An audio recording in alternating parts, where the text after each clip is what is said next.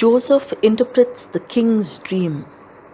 After 2 years had passed, the king of Egypt dreamt that he was standing by the river Nile, when 7 cows, fat and sleek, came up out of the river and began to feed on the grass. Then 7 other cows came up. They were thin and bony. They came and stood by the other cows on the river bank, and the thin cows ate up the fat cows. Then the king woke up. He fell asleep again and had another dream. 7 years of corn, full and ripe, were growing on one stalk. Then 7 other years of corn sprouted, thin and scorched by the desert wind, and the thin ears of corn swallowed the full ones. The king woke up and realized that he had been dreaming. In the morning he was worried, so he sent for all the magicians and wise men of Egypt. He told them his dreams, but no one could explain them to him. Then the wine steward said to the king, "I must confess today that I have done wrong. You were angry with the chief baker and me, and you put us in the prison in the house of the captain of the guard. One night each of us had a dream, and the dreams had different meanings. A young Hebrew was there with us, a slave of the captain of the guard. We told him our dreams, and he interpreted them for us. Things turned out just as he said. You restored me to my position, but you executed the baker." The king sent for Joseph, and he was immediately brought from the prison. After he had shaved and changed his clothes, he came into the king's presence. The king said to him, "I have had a dream, and no one can explain it. I have been told that you can interpret dreams." Joseph answered, "I cannot, Your Majesty, but God will give me a favorable interpretation." The king said, "I dreamt that I was standing on the bank of the Nile, when 7 cows, fat and sleek, came up out of the river and began feeding on the grass.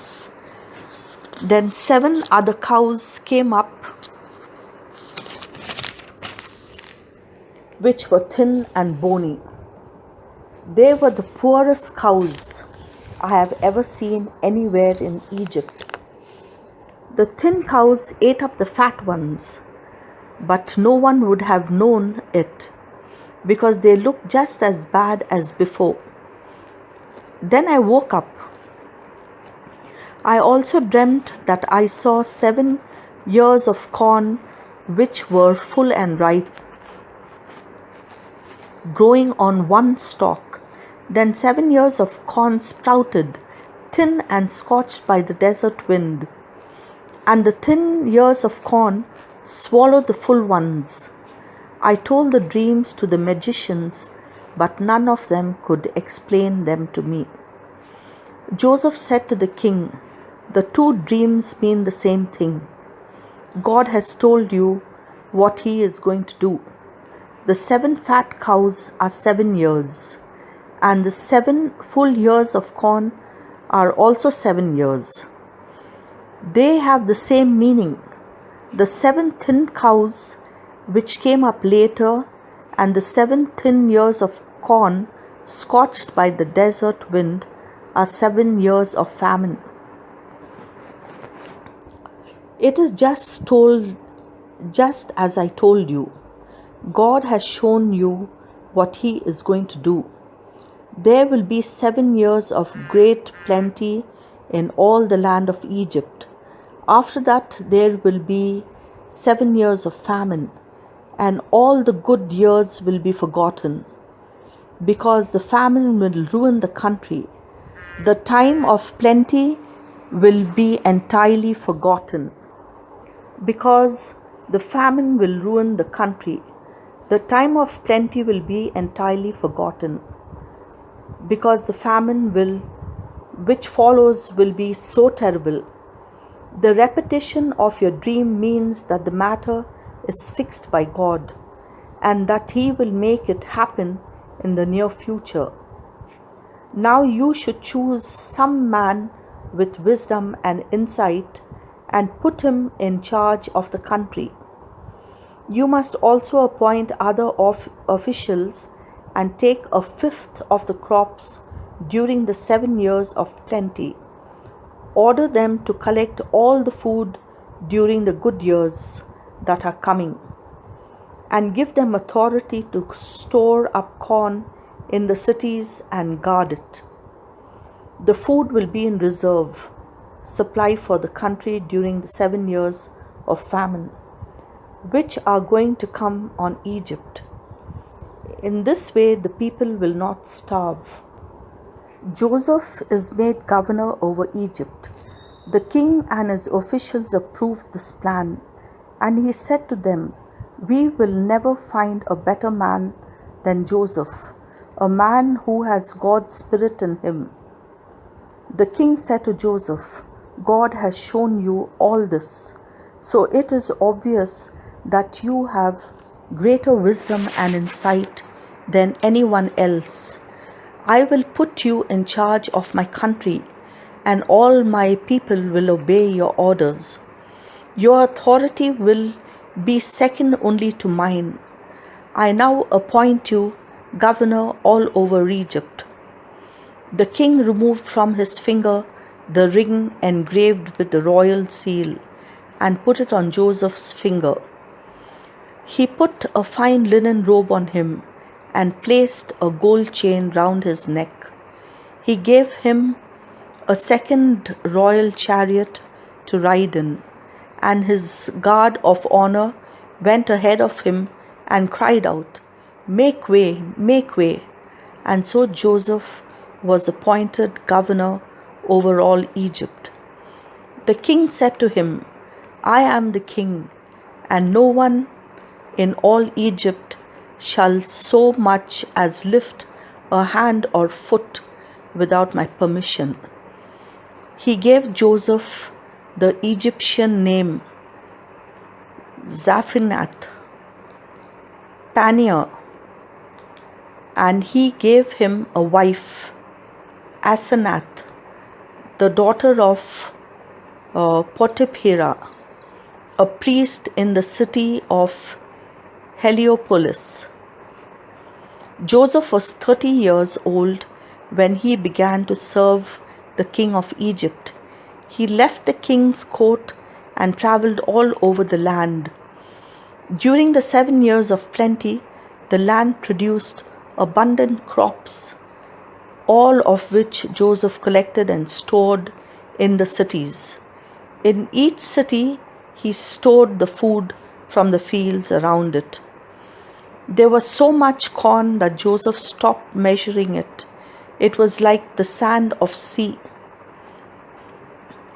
Before the 7 years of famine came, Joseph had 2 sons by Asenath. He said, "God has made me forget all my sufferings and all my father's family." So he named his first son Manasseh. He also said, "God has given me children in the land of my trouble." So he named his second son Ephraim. The 7 years of plenty that the land of Egypt had enjoyed came to an end, and the 7 years of famine began. Just as Joseph had said, there was famine in every other country, but there was food throughout Egypt. When the Egyptians began to be hungry, they cried out to the king for food. So he ordered them to go to Joseph and do what he told them. The famine grew worse and spread over the whole country. So Joseph opened all the storehouses and sold corn to the Egyptians. People came to Egypt from all over the world to buy corn from Joseph because the famine was severe everywhere. Joseph's brothers go to Egypt to buy corn. When Jacob learned that there was corn in Egypt, he said to his sons, "Why don't you do something? I hear that there is corn in Egypt. Go there and buy some to keep us from starving to death." So Joseph's 10 half brothers went to buy corn in Egypt. Then Jacob did not send Joseph's full brother Benjamin with them, because he was afraid that something might happen to him. The sons of Jacob came with others to buy corn, because there was famine in the land of Canaan. Joseph, as governor of the land of Egypt, was selling corn to people from all over the world. So Joseph's brothers came and bowed down before him, and their faces to the ground. When Joseph saw his brothers, he recognized them, but he acted as if he did not know them. He asked them harshly, "Where do you come from?" "We have come from Canaan to buy food," they answered. Although Joseph recognized his brothers, they did not recognize him. He remembered the dreams he had dreamt about them and said, "You are spies. You have come to find out where our country is weak." "No, sir," they answered. "We have come as your slaves to buy food. We are all brothers. We are not spies, sir. We are honest men." Joseph said to them, "No, you have come to find out where our country is weak." They said, "We were 12 brothers in all, sir, sons of the same man in the land of Canaan. One brother is dead, and the youngest one is now with our father." "It is just as I said," Joseph answered. "You are spies. This is how you will be tested. I swear by the name of the king that you will never leave unless your youngest brother comes here. One of you must go and get him. The rest of you will be kept under guard until the truth of what you say can be tested. Otherwise, as sure as the king lives, you are spies." Then he put them in prison for 3 days.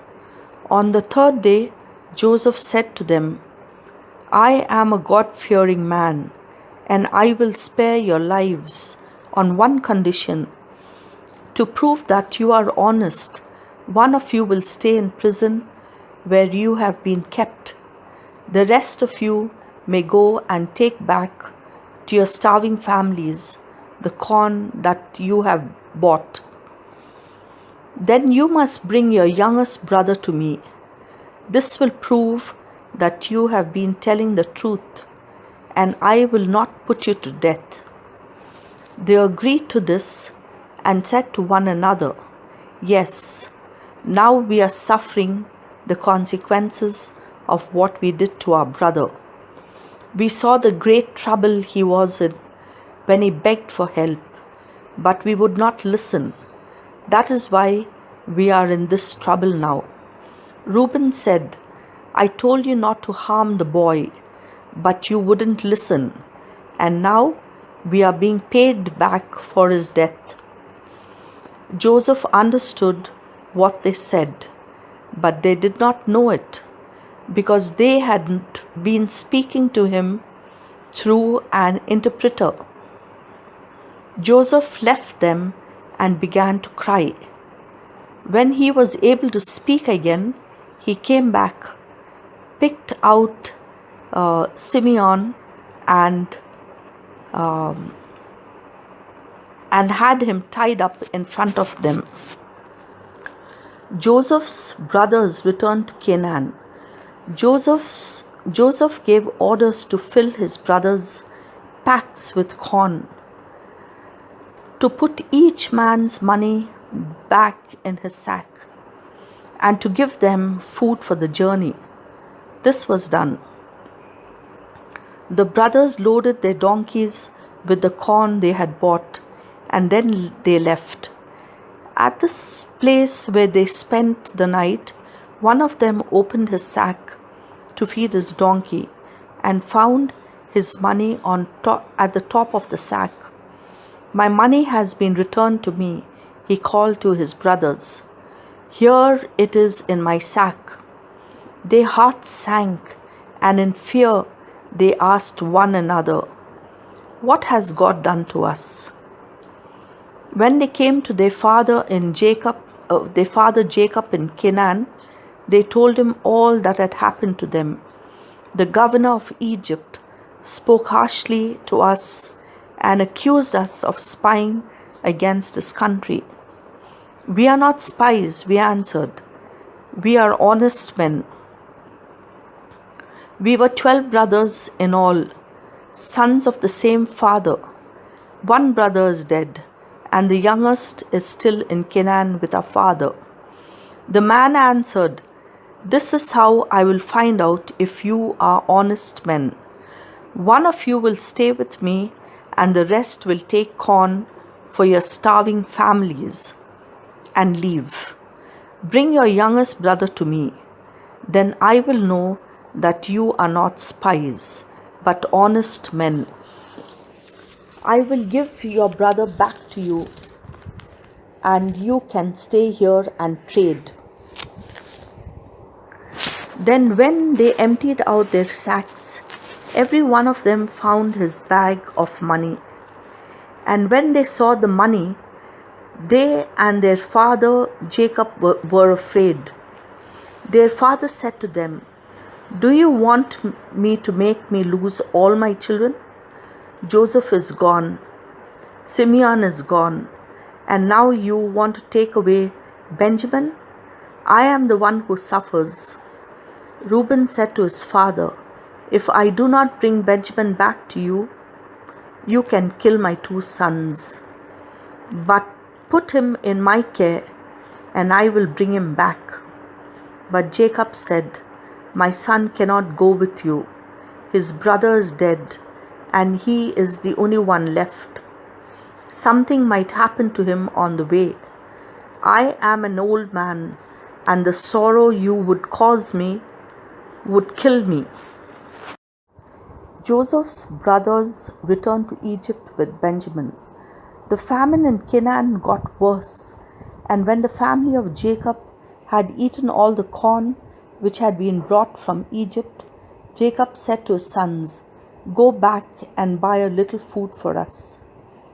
Judah said to him, "The man sternly warned us that we would not be admitted to his presence unless we had brought our brother with us. If you are willing to send our brother with us, we will go and buy food for you. If you are not willing, we will not go." Because the man told us we would not be admitted to his presence unless our brother was with us. Jacob said, "Why did you cause me so much trouble by telling the man that you had another brother?" They answered, "The man kept asking about us and our family. 'Is your father still living? Have you got another brother?' We had to answer his questions. How could we know that he would tell us to bring our brother with us?" Judah said to his father, "Send the boy with me, and we will leave at once. Then none of us will starve to death. I will pledge my own life, and you can hold me responsible for him. If I do not bring him back to you safe and sound, I will always bear the blame. If we had not waited so long, we could have been there and back twice by now." Their father said to them, "If that is how it has to be, then take the best products of the land in your packs as a present for your governor: a little raisin a little honey, spices, pistachios, nuts, and almonds. Take with you also twice as much money, because you must take back the money that was returned in the top of your sacks. Maybe it was a mistake. Take your brother and return at once. May Almighty God cause the man to have pity on you, so that he will give Benjamin and your other brother back to you. As for me, if I must lose my children, I must lose them." So the 12 brothers took the gifts and twice as much money and set out for Egypt with Benjamin. There they presented themselves to Joseph. When Joseph saw Benjamin with him, he said to the servant in charge of his house, "Take these men to my house. They are going to eat with me at noon. So kill an animal and prepare it." The servant did as he was commanded and took the brothers to Joseph's house. As they were being brought to the house, they were afraid and thought, "We are being brought here because of our money that was returned in our sacks the first time. They will suddenly attack us, take our donkeys, and make us his slaves." So at the door of the house, they said to the servant in charge, "If you please, sir, we came here once before to buy food. When we set up camp on the way home, we opened our sacks, and each man found his money in the top of his sack. Every bit of it. We have brought it back to you. We have also brought some more money with us to buy more food. We do not know who put our money back in our sacks." The servant said, "Don't worry. Don't be afraid.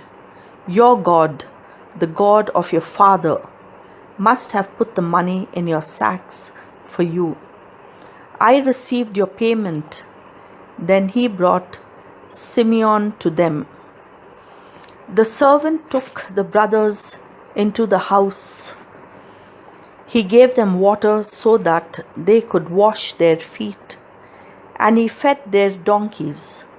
They got their gifts ready to present to Joseph when he arrived at noon. Because they had been told that they were to eat with him, when Joseph got home, they took the gifts into the house to him and bowed down to the ground before him. He asked about their health and then said, "You told me about your old father. How is he? Is he still alive and well?" They answered, "Your humble servant, our father is still alive and well." And they knelt and bowed down before him. When Joseph saw his brother Benjamin, he said, "So this is your youngest brother, the one you told me about. God bless you, my son." Then Joseph left suddenly, because his heart was full of tender feelings for his brother. He was about to break down, so he went to his room and cried. After he had washed his face, he came out, and controlling himself, he ordered the meal to be served. Joseph was served at one table and his brothers at another. The Egyptians who were eating there were served separately, because they considered it beneath their dignity to eat with Hebrews. The brothers had been seated at the table facing Joseph, in the order of their age, from the eldest to the youngest. When they saw how they had been seated, they looked at one another in amazement, Food was served to them from Joseph's table, and Benjamin was served 5 times as much as the rest of them. So they ate and drank with Joseph until they were drunk. The missing cup. Joseph commanded the servant in charge of his house, "Fill the men's sacks with as much food as they can carry, and put each man's money in the top of his sack. Put my silver cup in the top of the youngest boy's sack, together with the money for his corn." He did as he was told.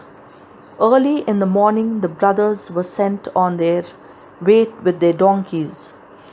When they had gone only a short distance from the city, Joseph said to the servants in charge of his house, "Hurry after those men. When you catch up with them, ask them, 'Why have you paid back evil for good? Why did you steal my master's silver cup? It is the one he drinks from, the one he uses for divination.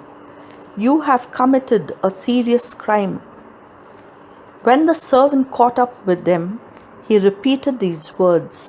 They answered, "What do you mean, sir, by talking like this? We swear that we have done no such thing. You know that we brought back to you from the land of Canaan the money we found in the top of our sacks. Why then should we steal silver or gold from your master's house? Sir, if any one of us is found to have it, he will be put to death, and the rest of us will become your slaves."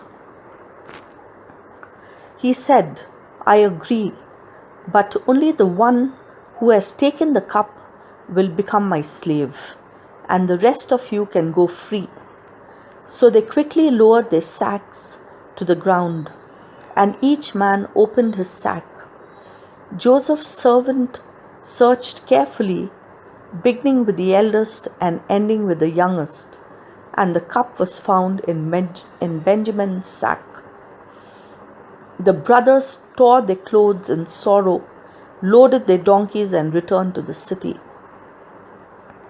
When Judah and his brothers came to Joseph's house, he was still there.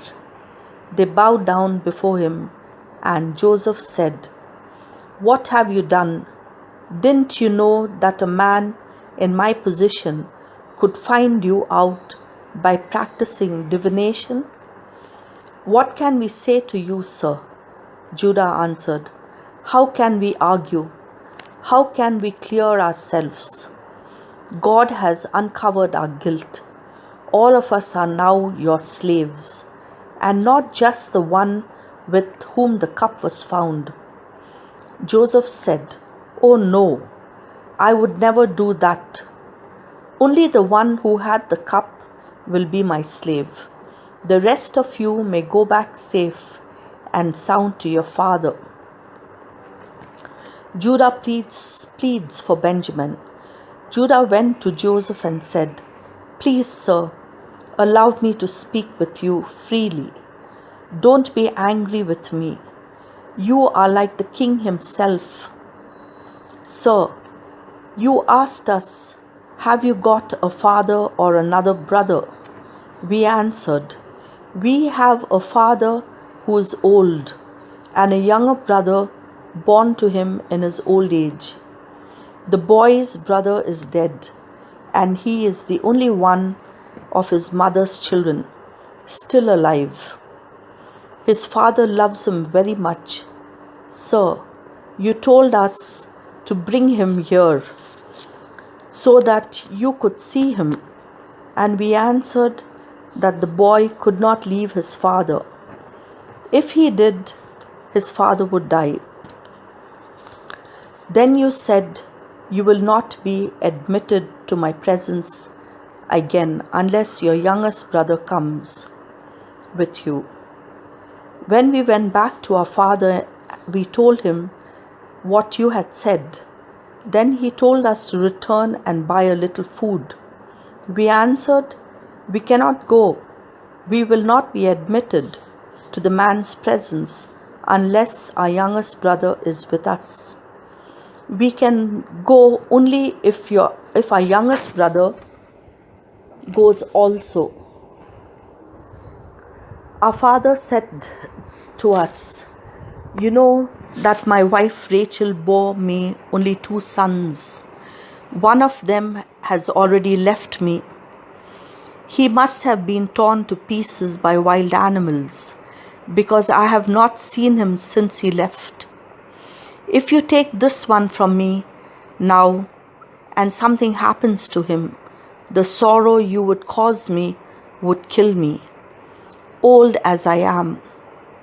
"And now, sir," Judah continued, "if I go back to my father without the boy, as soon as he sees that the boy is not with me, he will die.